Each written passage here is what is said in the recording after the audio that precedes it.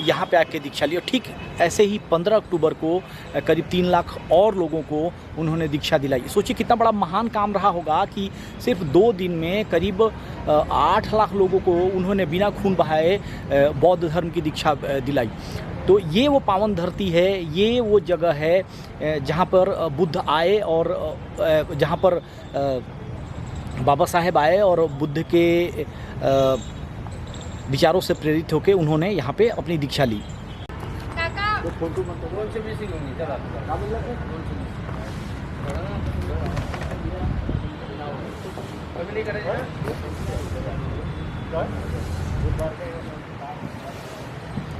तो मैं अंदर जा रहा हूँ बुद्ध की, बाबा साहेब भीमराव अंबेडकर ने जहाँ पे दीक्षा ली थी, संविधान के निर्माता थे। कहते हैं कि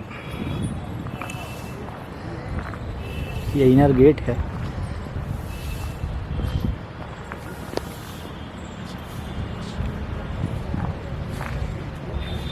ये एंट्रेंस गेट। और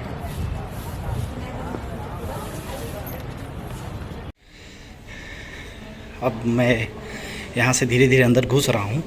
ये एंट्रेंस गेट है और अंदर की तरफ दीक्षा भूमि में, ये देखिए दीक्षा भूमि का ये सैंडल स्टैंड बनाया गया है। ये देखिए इसका एक सैंड आर्ट के रूप में बनाया गया है। और ये बाबा साहेब भीमराव अंबेडकर की अस्थियां यहाँ पे रखी हुई हैं। तो मना कर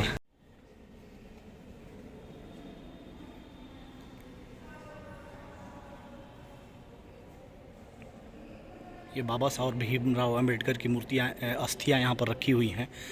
और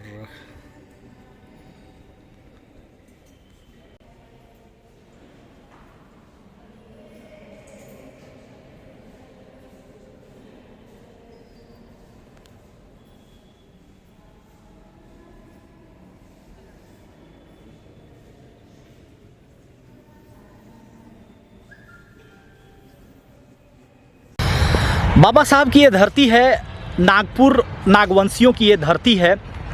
बुद्ध के विचारों से प्रेरित होके बाबा ने यहाँ पे दीक्षा ली, लोगों को समझाया, लोगों को बताया कि हम बिना शस्त्र अस्त्र उठाए अपने अंदर ज्ञान भर के दुनिया को जीत सकते हैं। शायद उसी क्रम में, उसी चीज़ों को अपने अंदर आत्मसात करने के लिए मैं इस दीक्षा भूमि पे आया, आप लोगों को बताने के लिए अपने ब्लॉग के जरिए। ये देखिए मेरे पीछे बाबा, ये मेरे पीछे आप देख सकते हैं बाबा की मूर्ति है और उसके बगल में तथागत बुद्ध की भी मूर्ति है और इसके अंदर बाबा की अस्थियां भी रखी हुई हैं। मैं आपको अपने क्लिप में दिखाऊंगा और बताऊंगा भी। और बुद्ध सोशल इंजीनियरिंग के ऐसे नमूना रहे हैं, ऐसे उदाहरण रहे हैं जो अगर उनको मानव जीवन में आत्मसात किया जाए तो आपका उत्थान तय है। फिर से बताता हूं कि अगर उनको अपने मानव जीवन में आत्मसात किया जाए तो आपका उत्थान तय है। हम कर्मकांड इन सब चीज़ों के पीछे ना भाग के हम एक बार बुद्ध की विचारों को आत्मसात करें, अपने अंदर समाहित करें, तो हम उम्मीद करते हैं कि हमारा उत्थान तय है। बुद्ध इस प्रांगण में, इस दीक्षा भूमि के से रिलेटेड अगल बगल में BR अम्बेडकर मेडिकल कॉलेज भी है, इंजीनियरिंग कॉलेज भी है। तो जो जनमानस के कल्याण के लिए, हमारे युवा पीढ़ी के कल्याण के लिए ये सब चीज़ें खोली गई और खोला जाना भी चाहिए इस नागपुर में।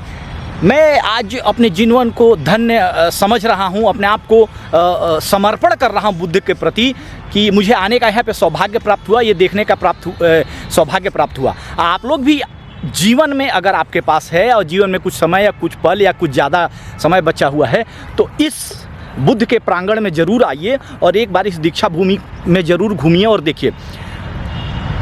बुद्ध ने हमें ये समझाया कि शांति से कैसे दुनिया पर विजय प्राप्त किया जा सकता है। बुद्ध जब सम्राट अशोक थे तो इसी भारत में 7 विश्वविद्यालय हुआ करते थे। हमारे ही देश में तक्षशिला और नालंदा जैसे विद्यालय हुआ करते थे। ये नागपुर नागवंशियों की धरती है, भारत सम्राट अशोक की धरती है। घनानंद जैसे पराक्रमी वीर भी इसी भारत में हुआ करते थे मौर्यकालीन राज्य में। उसके बाद से जब मुग़ल आए, पेशवा आए, तो धीरे धीरे उनका पतन शुरू हुआ और उनका राज्य समाप्ति के कगार पर हुआ। जब हम अपने इतिहास को दोहराते हैं तो बुद्ध पहले आते हैं, जिन्होंने ये पाठ पढ़ाया, लोगों को समझाया और कर्मकांड से ऊपर उठ के एक ऐसे धर्म की स्थापना की जहाँ पे सब बराबर थे, कोई कर्मकांड नहीं था और सबके लिए एक शिक्षा और एक दीक्षा हुआ करती थी। तो मैं तो अपने आप को कृतज्ञ समझ रहा हूँ, अपने आप को धन्य समझ रहा हूँ इस धरती पे, इस पावन धरती पे आके। आप कब आना चाहेंगे मेरे ब्लॉग को देख के?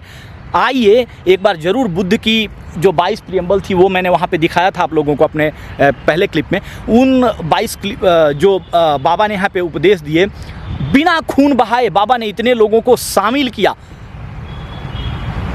इस धर्म में शामिल किया और उनको समझाया कि हम बहुत कुछ कर सकते हैं कर्मकांड से ऊपर उठ के। मुझे तो बहुत अच्छा लगा, आप लोगों को भी अच्छा लगेगा। तो एक बार ज़रूर आइए। इस 1956 में बाबा साहब ने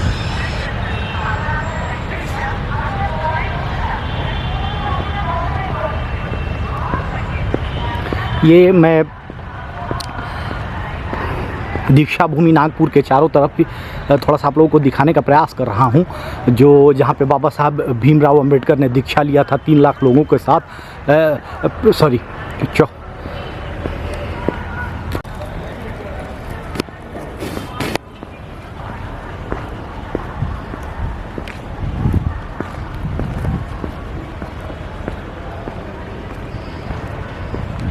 यहाँ से ऊपर भी जा सकते हैं। ऊपर डोम में जाने के बाद एक ऐसा इस टाइप का डोम बना है कि बहुत अच्छी आवाज़ आती है, एक रिफ्लेक्शन होता है आवाज़ का, लेकिन ऊपर जाना मना है, कोविड की वजह से बंद कर दिया गया है। और आपके अंदर ज्ञान का समर्पण होगा। सीधी सी बात है, जब आप अपने अंदर ज्ञान को ग्रहित करेंगे तो आपका उत्थान बिल्कुल तय है। तो आप आइए, बुद्धिज़्म की तरफ बढ़िए, बुद्ध के विचारों से प्रेरित होइए और बाबा की तरह यहाँ पे दीक्षा लीजिए। बाबा ने जो इस हमारे भारत के लिए किया, हमारे भारतीय समाज के लिए किया, वो हमारे समाज में उसका एक अमूल्य योगदान है, जिसको हम न कभी भुला सकते हैं और ना भुला पाएंगे। हमारे संविधान सभा के अध्यक्ष भी थे, जिन्होंने इतने बड़े देश, इतने बड़े लोकतंत्र का संविधान ही लिख दिया। तो जब ऐसे बाबा जो बुद्ध से प्रेरित हो सकते हैं, तो हमें भी, मुझे लगता है कि हमें उस ज्ञान को, बुद्धिज़्म को, उनके विचारों से प्रेरित होना चाहिए और ज़रूर हमें उसको आत्मसात अपने मन के अंदर करना चाहिए। बुद्ध एक विचार है। तो अभी बढ़ते हैं। मुझे लगता है कि हमने बुद्धिज़्म के बारे में, इस जहाँ पे बाबा ने अपनी दीक्षा ली थी, अंबेडकर साहब ने अपनी दीक्षा ली थी, उसके बारे में आप लोगों को जितना मुझे आता था, वो जितना मुझे ज्ञान था, वो आप लोगों के साथ शेयर किया। आप लोगों को भी अगर इस और कुछ ज्ञान हो तो ज़रूर शेयर करें या हमारे कमेंट सेक्शन में ज़रूर दें। आप देख रहे हैं केएल मनीष को हम मेरे इस चैनल पे, और मैं हूँ दीक्षा भूमि नागपुर में। तो इसी के साथ इस ब्लॉग को समाप्त करते हैं और उम्मीद करते हैं कि ये ब्लॉग आप लोगों को बहुत पसंद आया होगा, और जो भी मेरे को जितनी भी मुझे जानकारी थी आप लोगों के साथ मैंने शेयर किया, वो बहुत पसंद आया होगा और आप लोग इसको ज़रूर पसंद करेंगे। तो जब भी कभी आएँ, इस महान जन्मभूमि पे आएँ और एक बार इस दीक्षा भूमि को ज़रूर देखें, इसके बारे में ज़रूर जानें और बाबा के विचारों से ज़रूर